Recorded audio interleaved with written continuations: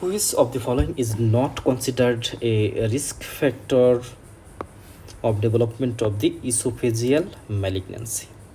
So, which is not a cause of the esophageal malignancy? Here the options are the esophageal metaplasia, smoking, excessive intake of the alcohol or spirit, achalasia, and blood group O. So, which is not a risk factor for esophageal carcinoma? So it is one of the direct and small questions that which is not a risk factor of the esophageal malignancy.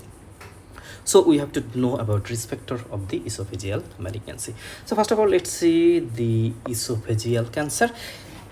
This incidence is increasing nowadays, and in most of the Western world, it increases account by rise of the number of the case of the adenocarcinoma.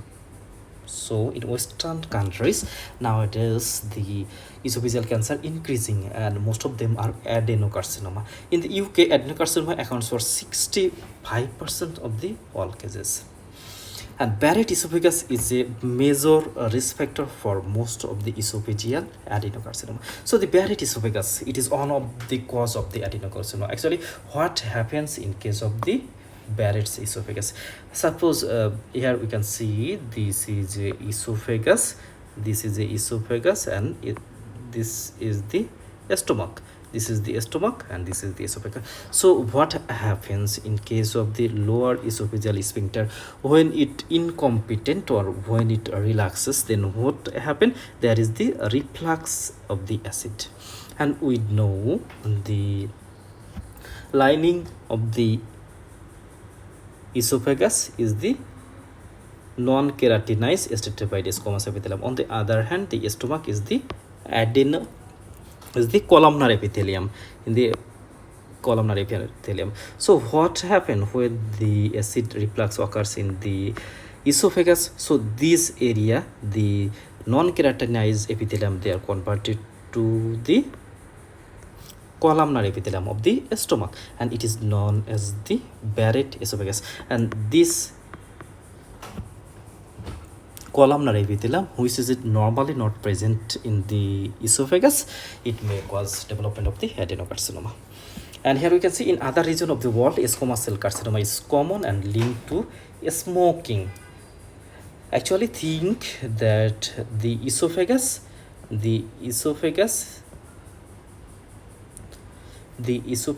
here cancer may develop due to irritation. Here we can see the food material and it goes to the fast exposure site. The most fast exposure site is the esophagus, so there is a chance of more friction, and as there is the more friction, there is more chance of the cancer. And here we can see the smoking, so irritant particle goes to the esophagus. Alcohol intake, so irritant particle always irritate here.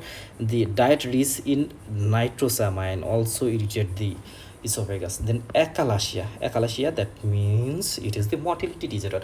So there the longer time food material and longer time the toxin accumulate here, and finally that metaplasia develop and carcinoma develop. So smoking, alcohol, diet rich in nitrosamine, and achalasia, they are responsible for developing esophageal cancer.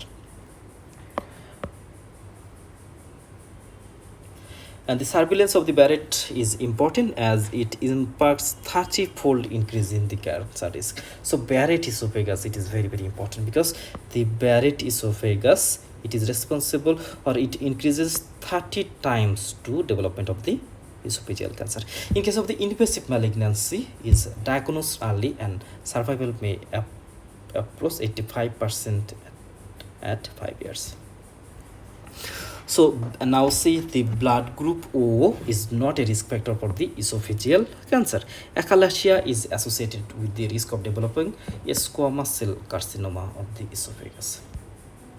So what is our answer? What is not associated with development of the esophageal malignancy? It is the blood group O. Other options here such as the esophageal metaplasia at any place, it increases the risk of malignancy. Then smoking, the toxic material of the smoking can increase the esophageal malignancy. Excessive intake of the alcohol, achalasia, they are risk factor for developing esophageal cancer. But blood group O, that means blood group has no relation with the cancer.